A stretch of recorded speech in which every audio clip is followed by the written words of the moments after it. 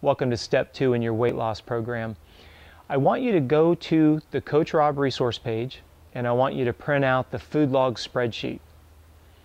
If you're not able to get access to that for some reason, I just want you to have a journal or some loose pieces of paper that you can keep in a spiral notebook that you can reference throughout the next 4 days conveniently.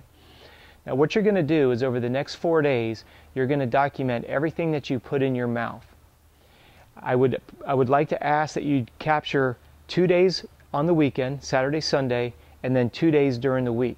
So that could be a Thursday, Friday, Saturday, Sunday, or do a Saturday, Sunday, Monday, Tuesday.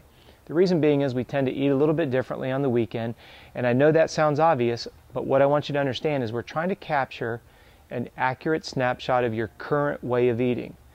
Do yourself a favor and don't clean up the way you eat just because you're writing it down. Nobody's going to see this but you, so be honest with yourself. What I'm going to ask you to do is as you go through these next 4 days, there's 4 pieces of data that I want you to document. Very simple. 1, what are you eating? Number 2, approximate how much. Now please don't go crazy and start counting almonds and start weighing your food. Just kind of guesstimate a scoop of this, a handful of that. The third thing that I want you to do is I want you to document what time you consume that snack or that meal. The fourth variable I'm going to ask you to do is 30 minutes after every time you eat a snack or a meal, I want you to document your energy levels on a scale of 3 different things. If your energy levels are high, that tells me that you could go all day, you don't have any sense of fatigue, you have great mental clarity, you're ready to go. The middle ground would be kind of feel a little bit sleepy, a little bit sluggish. Mental clarity is not all there. You're kind of feeling a little froggy in your head. The third level is you feel like you're food drunk. You've eaten some food, you literally have the head nodding, you're struggling to stay awake. Mental alertness is not even in your vocabulary at this point. And that's how you're going to rate your energy levels. But it's imperative that you look at it 30 minutes afterwards. Okay? Then what we're going to ask you to do is I want you to keep that 4-day food log for, as I say, for 4 days, and then I want you to lay that out.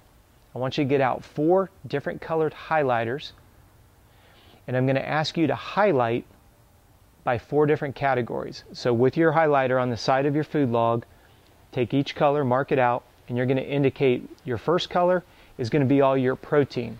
That would be your animal products, and if you're a vegetarian, that would be your tofu or your legume protein sources. The second highlighter is going to be what we call your fruits. Okay? Now you have to understand that if it comes out of a can, that's not in its natural state. You would not highlight that. That wouldn't count as a classified fruit. We're going to do this. The third highlighter is going to be your vegetables. Same thing applies. If it comes out of a can, you're not going to highlight it. The fourth highlight color is going to denote how much fluid you took in the way of water. And it's very important that you understand that water intake does not include coffee, tea, energy drinks, or adult beverages. So those 4 highlighters, you're going to go through each one of your days, and when you get done, if it doesn't fall into those 4 categories, let's say that you had something that came out of a can or doesn't fall into these, you're going to not highlight it at all. You're going to purposely leave it alone. All right. Now what I'm going to ask you to do is I want you to go to the resource page again. I want you to complete the 2-week food challenge, and you'll notice that the 2-week food challenge starts with a symptom survey. So before you start the 2-week food challenge, it's imperative that you answer those questions under the symptom survey. You're going to just answer those and put them aside. You're then going to begin your 2-week food challenge. You're going to just follow it step by step as indicated, but there's a couple things I want you to do with your exercise. First and foremost, I want you to discontinue any strength training that you're doing.